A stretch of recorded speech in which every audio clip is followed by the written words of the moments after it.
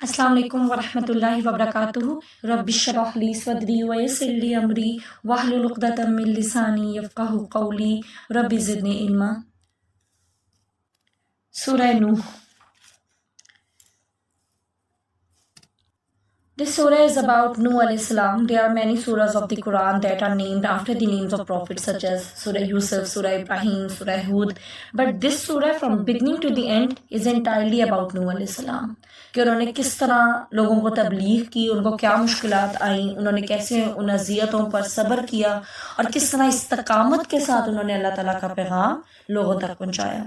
نوح علیہ السلام پہلے رسول تھے۔ حضرت آدم سے لے کے نوح علیہ السلام کے درمیان 10 نسلیں آئیں جو مسلمان تھیں۔ ان کے زمانے میں لوگوں میں شرک پھیل چکا تھا اور جس کے خاتمے کے لیے اللہ تعالیٰ نے نوح علیہ السلام کو بھیجا۔ پیچھے جو بات ہوئی تھی نا پچھلی سورہ میں صبرن جمیلن کی، تو نوح علیہ السلام اس کی ایک بہترین مثال ہے کہ کس طرح انہوں نے صبر کے ساتھ، استقامت کے ساتھ اللہ تعالیٰ کا پیغام لوگوں تک پہنچایا۔ 40 سال میں ان کو نبوت ملی تھی اور اس کے بعد آپ دیکھیں 950 سال تک یہ اللہ تعالیٰ کا پیغام لوگوں تک پہنچاتے گئے، ان کو اللہ کی طرف بلاتے گئے۔ تو اللہ تعالیٰ فرماتے ہیں اِنَّا أَرْسَلْنَا نُوحًا إِلَىٰ قَوْمِهِ، بے شک ہم نے نوح کو اس کی قوم کی طرف بھیجا کہ ڈراؤ اپنی قوم کو اس سے قبل کہ پہلے ان کے پاس آ جائے عذاب دردناک۔ تو اللہ تعالیٰ نے نوح علیہ السلام کو ان کی قوم کی طرف بھیجا تاکہ وہ ڈرائیں، اور یہ جو لفظ ہے نا انذر، نذر، یہ ایسے ڈرانا ہے کہ آپ اللہ تعالیٰ کے عذاب سے ڈرائیں بھی اور ساتھ ساتھ جنت کی خوشخبری بھی دیں، اللہ تعالیٰ کی رحمت کے بارے میں بھی بتائیں کہ اللہ تعالیٰ کتنے غفور الرحیم ہے، اللہ کی طرف آؤ، اللہ تعالیٰ پچھلے گناہ بخش دے گا۔ آگے فرمایا قال یا قومی انی لکم نذیر مبین، تو انہوں نے کہا کہ اے میری قوم، بے شک میں تمہارے لیے ڈرانے والا ہوں، کھلم کھلا اوپنلی میں تمہیں اللہ کا پیغام بتا رہا ہوں۔ اور کیا پیغام لے کر آئے ہو؟ انی عبد اللہ، کہ یہ کہ اللہ کی عبادت کرو، واتقوہ، اور اس سے ڈرو، واطیعون، اور اطاعت کرو میری، یعنی اللہ کی عبادت کرو، صرف اللہ تعالیٰ کا ڈر رکھو، اللہ تعالیٰ کا ڈر اختیار کرو، متقی بن جاؤ اور میری پیروی کرو، رسول کی اطاعت کرو۔ اسی میں نجات ہے کہ انسان اللہ کی عبادت کرے اور صرف اللہ سے ڈرے، اور رسول جو پیغام لے کر آئیں، جو ان کا طریقہ ہے اس کی اطاعت کرے، کیونکہ وہ اللہ کے نمائندے ہیں، ان کے طریقے کو فالو کیا جائے۔ اور تقویٰ صرف یہ نہیں ہے کہ انسان کہے کہ میں ڈرتا ہوں اللہ تعالیٰ سے، اور وہ اللہ کا ڈر تو دل میں محسوس کرے لیکن گناہوں کو چھوڑنے کی کوشش نہ کرے۔ تقویٰ means to live your life consciously, آپ اتنے کانشیس ہو جائیں کہ مجھ سے کوئی گناہ تو نہیں ہو رہا، ہو گیا ہے تو فوراً توبہ کر لی، میں نے کیا نیکی کی ہے، کون سی نیکی میرے سے نہیں ہو رہی، میں نے وہ کرنی ہے۔ کانشیس ہو کے انسان اپنی زندگی گزارے، ایک ایک لمحہ، ایک ایک وقت اپنا، اور پھر پیغمبر کے طریقے کو اپنائے، جو طریقہ وہ بتا رہے ہیں اسی کو فالو کرے، اپنی طرف سے نیکی نہ بنا لے یا اپنی طرف سے چیزوں کو گناہ نہ بنا لے۔ جس کو انہوں نے نیکی کہا ہے وہ نیکی ہے، جس کو انہوں نے گناہ کہا ہے وہ گناہ ہے۔ تو اگر انسان اللہ تعالیٰ کی عبادت کرے گا، اللہ تعالیٰ کا تقویٰ اختیار کرے گا اور پیغمبر کی اطاعت کرے گا تو اس کا فائدہ کیا ہوگا؟ یغفر لکم من ذنوبکم، وہ اللہ تعالیٰ تمہارے گناہ بخش دے گا۔ جب کوئی سچے دل سے اللہ تعالیٰ کی طرف رجوع کرتا ہے تو اللہ تعالیٰ اس کے گناہوں کو معاف کر دیتے ہیں۔ اللہ تعالیٰ بہت زیادہ غفور الرحیم ہے، بس یہ کہ جو توبہ ہے وہ سچی ہو، اور پھر اللہ تعالیٰ ایک مقرر وقت تک انسان کو مہلت دیتا ہے۔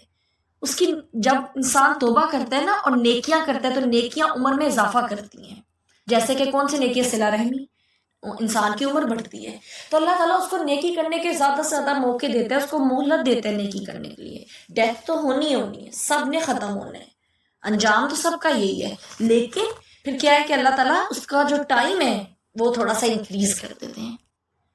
لیکن دنیا کی زندگی ہمیشگی کی زندگی نہیں ہے، ہمیشگی کی زندگی وہی ہے جو اللہ تعالیٰ کے پاس ہے، اور وہ جو زندگی ہے وہاں پہ سب کی جو لائف ہے نا وہ مختلف ہوگی۔ ابھی تو انجام سب کا یہی ہے کہ سب نے مرنا ہے، لیکن جو دوبارہ زندہ ہو کر زندگی ملے گی وہ سب کی مختلف ہوگی۔ تو انسان کو وہاں کی فکر زیادہ کرنی چاہیے، بلکہ وہیں کی فکر کرنی چاہیے بجائے اس کے کہ وہ اس دنیا کی فکر کرے۔ اور پھر نوح علیہ السلام نے کس طرح تبلیغ کی، کس طرح لوگوں کو بلایا؟ انہوں نے کہا کہ اے میرے رب، بے شک میں نے پکارا ہے اپنی قوم کو رات اور دن، مطلب کنٹینیوس 24 آورز، نائٹ ڈیوٹی بھی دی، رات اور دن اللہ تعالیٰ کے پیغام میں لگا دیا، لوگوں کو بلانے میں لگا دیا۔ اور کیا کہتے ہیں کہ اس کا رزلٹ کیا نکلا تھا کہ یہ میری پکار میں زیادہ فرار ہونے لگے، مطلب میں ان کو آپ کی طرف بلا رہا ہوں اور یہ ہے کہ بھاگنے لگ گئے اس پکار سے۔ اور آگے فرماتے ہیں کہ بے شک جب کبھی میں ان کو پکارتا ہوں کہ تاکہ تو ان کو بخش دے تو یہ اپنے کانوں میں انگلیاں ڈال لیتے ہیں اور اپنے آپ کو کپڑے سے ڈھانپ لیتے ہیں اور یہ اپنے گناہ پر اڑ جاتے ہیں، زیادہ اصرار کرتے ہیں اور تکبر کرتے ہیں۔ اور وہ کوئی اپنے فائدے کے لیے بلا رہے تھے، لوگوں کے فائدے کے لیے بلا رہے تھے نا، تاکہ اللہ تعالیٰ ان کے گناہ بخش دے۔ تو یہ انداز کیا تھا؟ کانوں میں انگلیاں ڈال لینا کہ ہم نے تو سننا ہی نہیں ہے، ہمیں نہ بتاؤ، یا منہ پر کپڑا ڈال دینا۔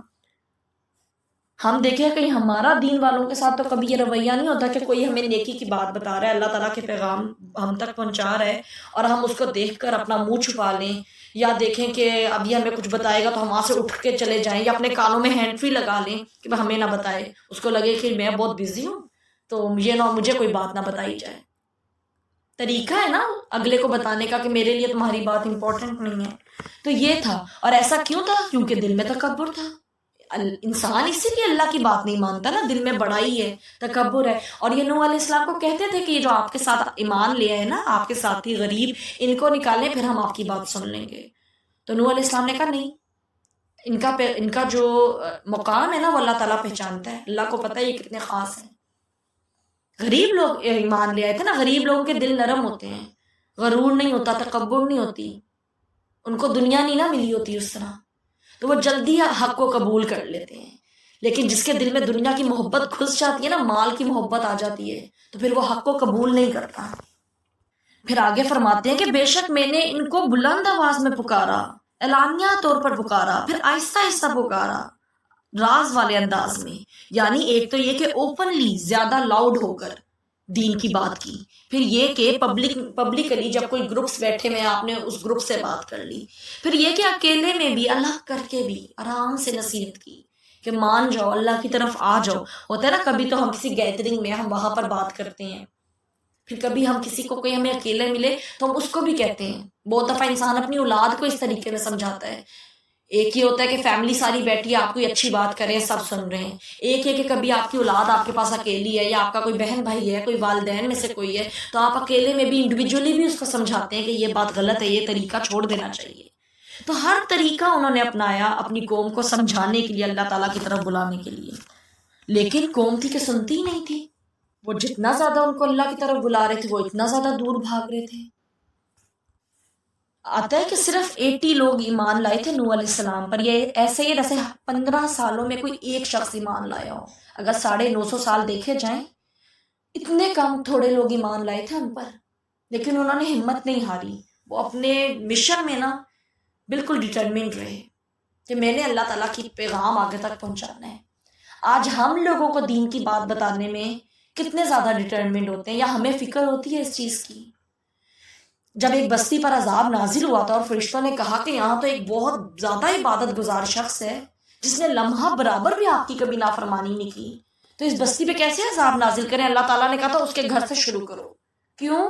کیونکہ وہ انڈیویجولی طور پر تو عبادت کر رہا تھا، نمازیں بھی پڑھتا تھا، ذکر بھی کرتا تھا، لیکن جب معاشرے میں برائی ہو رہی تھی تو اس کو ناگواری نہیں ہوتی تھی، وہ برائی دیکھ کے اس کو برائی نہیں لگتا تھا۔ یعنی جب اللہ تعالیٰ کے احکامات کے اپوزٹ لوگ عمل کرتے تھے تو اس کو کوئی فرق نہیں پڑتا تھا، تو ادھر سے عذاب شروع ہوا تھا۔ ہم کتنا اون کرتے ہیں اپنے ریلیجن کو، اللہ تعالیٰ کے احکامات کو، اور کتنی ہم اس بات کو اپنی ڈیوٹی سمجھتے ہیں کہ ہم نے آگے تک یہ بات پہنچانی ہے۔ ہم اللہ کا کام نہیں کریں گے نا، اللہ کو ہماری ضرورت نہیں، اللہ تعالیٰ کسی اور سے کروا لے گا، اور اس کی وجہ کہ اس کا رزلٹ کیا نکلے گا؟ ہم اپنا نقصان کر لیں گے۔ ہمارا کیا ہوگا؟ اللہ کا تو کوئی نقصان نہیں کر سکتا۔ دین نے غالب ہونا ہے، اسلام نے پھیلنا ہے، قیامت آنی ہے، حساب کتاب ہونا ہے، نقصان ہمارا ہوگا۔ ضروری نہیں ہوتا کہ ہر کوئی ہیوج لیول پر کام کر سکے۔ ہم یہ دیکھیں کہ ہم اپنے ارد گرد کے لوگوں کو کتنا اللہ تعالیٰ کے احکامات بتاتے ہیں، اور اگر سپوز 1 دفعہ 2 دفعہ 3 دفعہ وہ ہماری بات سن کر نہیں بدلتے تو ہم ہمت ہار لیتے ہیں۔ ہم تو یہ کہتے ہیں نا، سنتے ہی نہیں ہیں۔ اپنی اولاد کے بارے میں بھی ہم یہ کہتے ہیں، بہت سمجھاتی ہوں نہیں سنتے۔ نوح علیہ السلام نے تو اتنی جلدی ہمت نہیں ہاری تھی، وہ تو کوشش کرتے رہے۔ تو انسان کا کام ہے جب تک اللہ نے اس کو زندگی دی ہے نا، وہ اس کوشش میں لگا رہے، تو کوشش نہیں چھوڑنی، اللہ تعالیٰ کی بات تو پہنچانی ہے۔ انشاءاللہ اللہ تعالیٰ خود ہی لوگوں کے دل میں ڈال دیتا ہے پھر اپنی بات۔ اللہ نے ہماری کوشش دیکھنی ہے کہ ہمیں اس چیز کی کتنی فکر تھی۔ اب ان آیات کی تلاوت سنیں۔ بسم اللہ الرحمن الرحیم انا ارسلنا نوحا الى قومه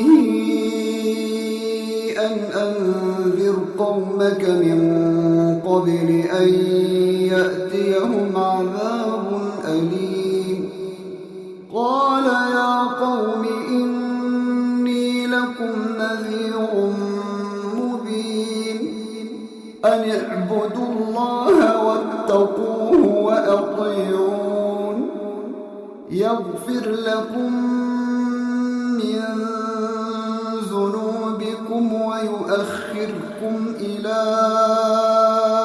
أجل مسمى إن أجل الله إذا جاء لا يؤخر لو كنتم تعلمون قال رب إني دعوت قومي ليلا ونهارا فلم يزدهم دعائي إلا فرارا وإني كلما دعوتهم لتغفر لهم جعلوا أصابعهم في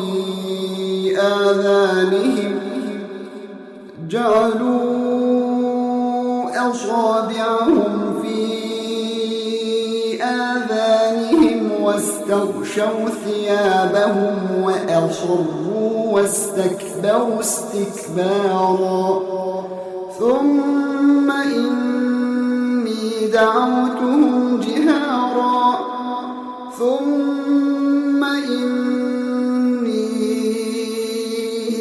أعلنت لهم وأسررت لهم إسرارا